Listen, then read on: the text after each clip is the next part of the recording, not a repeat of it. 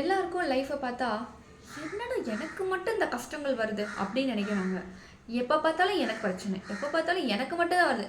இந்த மாதிரி எனக்கு எனக்கு நான் நடக்குதுன்னு நீங்கள் நினைக்கிறீங்க. அப்படி கிடையவே கிடையாது. எல்லாருக்குமே எல்லா பிரச்சனைகளும் இருக்குது. விதவிதமாக டிஃப்ரெண்ட்டாக இருக்குமே தவிர பட் எல்லாருக்குமே இருக்குது. அதை நீங்கள் பிரச்சனையாக பார்க்கக்கூடாது. அது பிரச்சனையாக பார்க்கும்போது தான் நீங்கள் ஸ்ட்ரகிள் ஆகுறீங்க.